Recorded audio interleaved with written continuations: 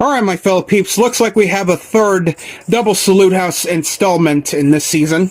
So the first segment is The Incredibles, a 2004 American animated superhero film produced by Pixar for Walt Disney, written and directed by Brad Bird. It stars the voices of Craig T. Nelson, Holly Hunter, Sarah Vowell, Spencer Fox, Jason Lee, Samuel L. Jackson, and Elizabeth Pena.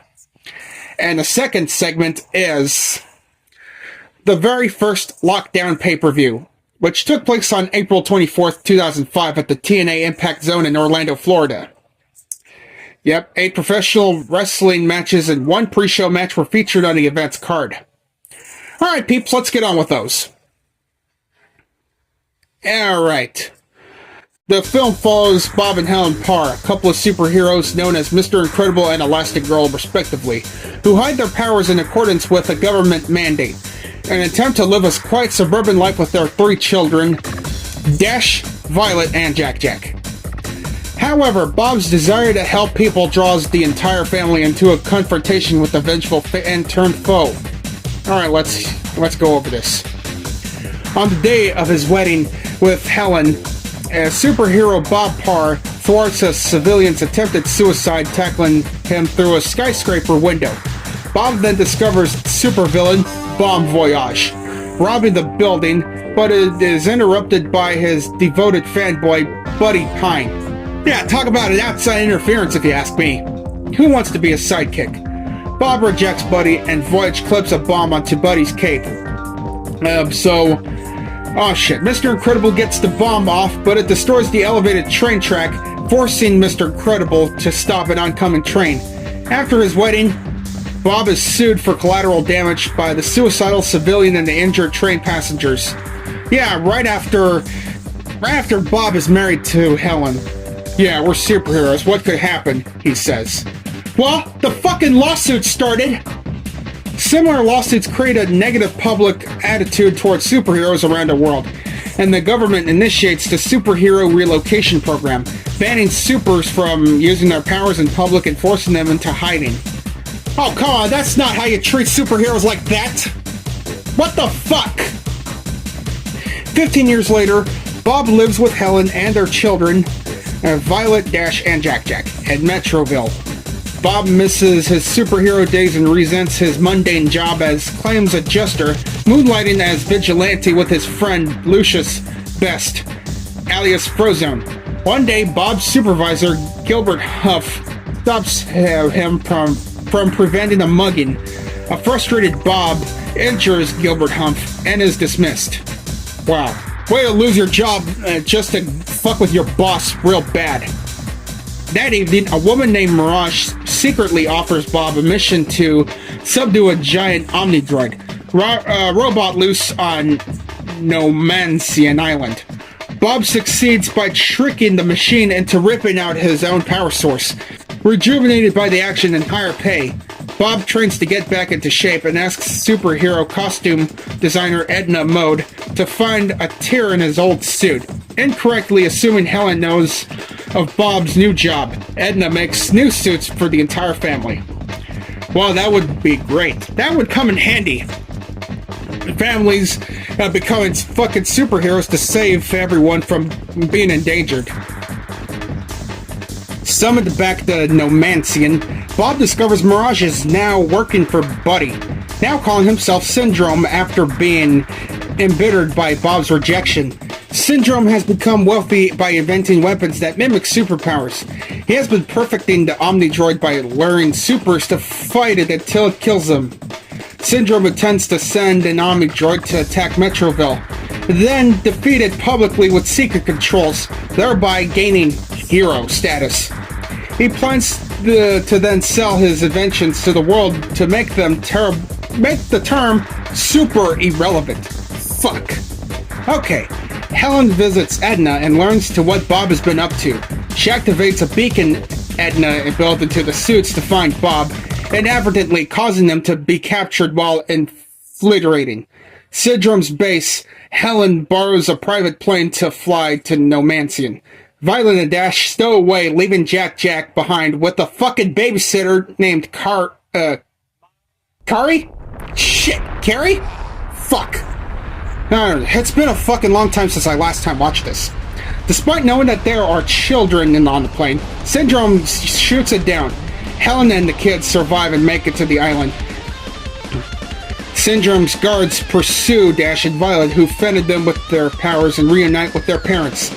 Syndrome captures the family before following the Omnidroid to Metroville. Violet uses her powers to free her family, and Mirage helps them to reach Metroville. Recognizing Syndrome's remote control gauntlet as a threat, the Omnidroid disarms and knocks him out. The Incredible and Lucius fight the Omnidroid. Helen and the kids retrieve the remote control, allowing Bob to destroy the robot's power source. The Incredibles and Lucius are hailed by the public just as Syndrome awakens to see their victory. Jealous much, Syndrome? Returning home, the Pars find Syndrome abducting Jack-Jack to raise as a sidekick as revenge. As Syndrome flies away, Jack-Jack's superpowers manifest and he escapes Syndrome's hold. Helen rescues the falling Jack-Jack, and Bob throws his car at Syndrome's plane. Syndrome just sucked into the plane's engine, and by his cape it got fucked. Yeah, he got fucked by the plane engine. In other words, he got killed.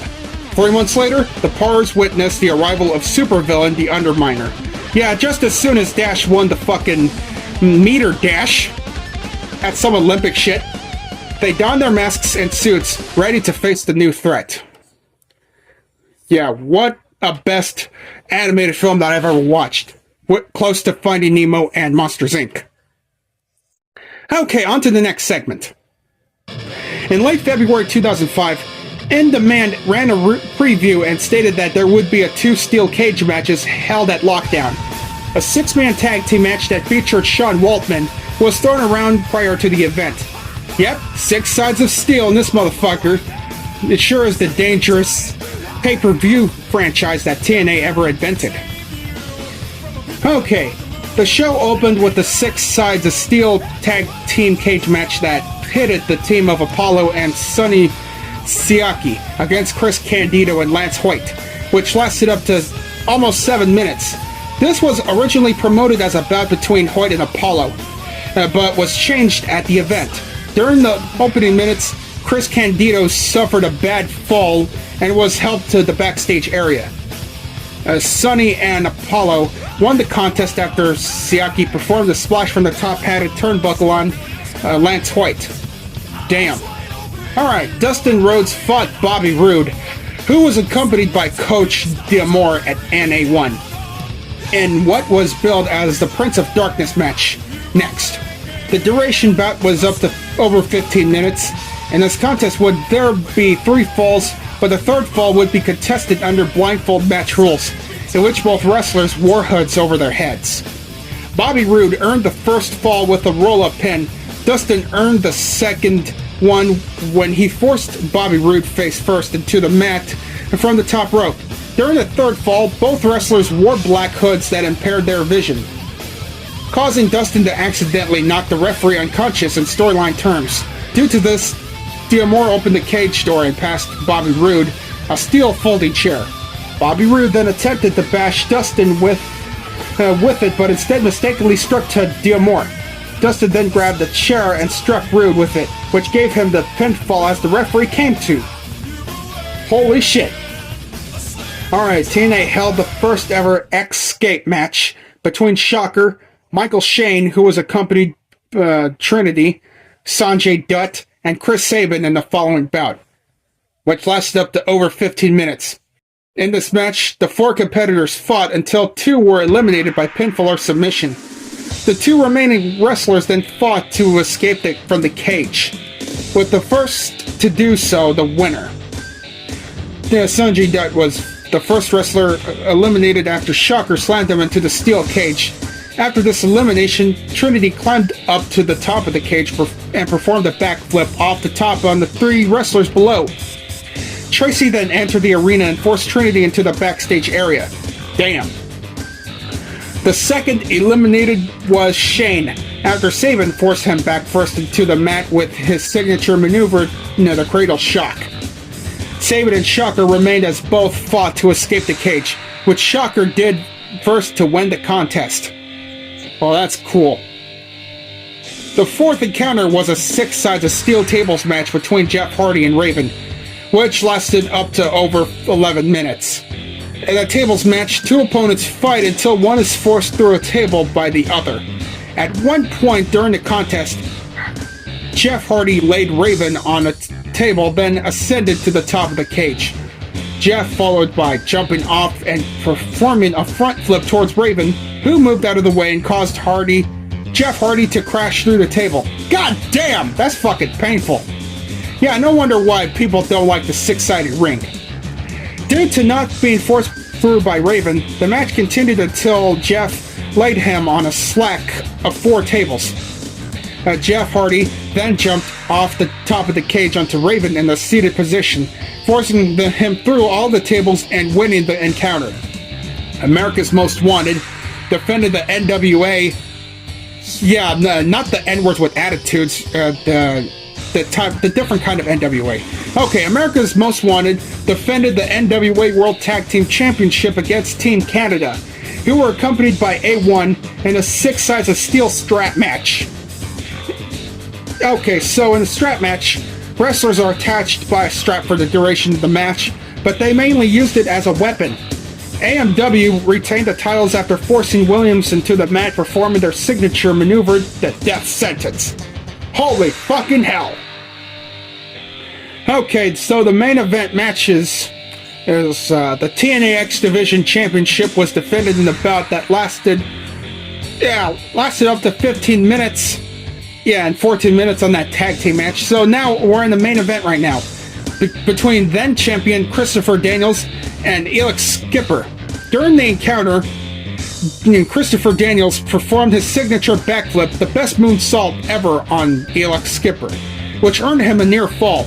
Skipper later jumped off the top of the cage and bashed Daniels in the back of the head with his forearm. Also gained the Skipper a near fall. Daniels went to perform his signature maneuver, the Angel Wings, on Skipper, which forced him to face first into the mat and allowed him to gain the pinfall and retain the title. Yeah, no wonder why Christopher Daniels called himself the Fallen Angel when it comes to the Angel Wings. Okay, now the main event. Yeah, the second one. Team Nash, Diamond Dallas Page, Sean Waltman, better known as X-Pac, and an unknown member fought Team Jarrett, Jeff Jarrett, Monty Brown, and the Outlaw in the first ever 3-on-3 lethal lockdown match, which lasted up to 15 minutes and 35 seconds. I really wish that they would last up to more than that, though. Okay, X-Pac and Jeff Jarrett started the match by fighting through the crowd before entering the cage. God damn, is this supposed to be a false count anywhere before the fucking match started? I'll be damned. After 5 minutes, the Outlaw joined the match and helped Jeff Jarrett attack X-Pac. DDP entered the match 2 minutes later and attacked Jarrett and the Outlaw with a cane. Following another 2 minutes, Brown joined the fray, finished out Team Jarrett, and threw Waltman into the cage wall. The final team member, Team Nash, was revealed after the final 2 minutes as BG James. Road Dogg Jesse James? Oh, you didn't know? Okay, whom was thrown into the mix that allowed a pinfall or submission to occur. Brown gained a near fall for Team Jarrett on James after forcing them into a trash can with the signature maneuver the Pounce. Eventually, Sean Waltman performed a move called the Hurricanrana on Brown, leading to the pitfall and victory. The main event between AJ Styles and Abyss, which the winner received an NWA World Heavyweight Championship match at Hard Justice. The duration was almost 20 minutes. The match began on the outside as Styles performed a front flip onto Abyss, who was standing the doorway in the cage. Later, as AJ was about to enter the cage, Abyss slammed the door twice into AJ Styles. While the second door slammed, the second hit him in the face and caused him to crash to the floor and to bleed from the forehead. During the contest, Abyss used a steel chain as a weapon to held open up Styles, wound more. At one point, Abyss opened the bag and poured large number of thumbtacks onto the mat, then proceeding to try to slam Styles into them. Styles encountered slammed Abyss face first into the tacks instead of a signature maneuver. The Styles clash. Near the end of the contest, Styles claimed the steel cage and stood atop, but Abyss grabbed and threw the referee into the cage wall, causing AJ Styles to fall and barely hang on. Abyss then followed by climbing the cage and by hanging Styles by the neck for a brief time with the steel chain. Then AJ Styles performed a sunset flip powerbomb and slammed Abyss into the tacks back first, He followed by covering for the 3 count, winning the encounter and earning his future title match. So in conclusion, my fellow peeps, I recommend The Incredibles and TNA Lockdown. It is one of the best medias I have ever watched. The Incredibles, one of the best films I watched as a kid. And Lockdown 2005, one of the best pay-per-views I've ever watched on YouTube as a wrestling fan nowadays. So, yeah, if you don't like any of them, that's alright with me.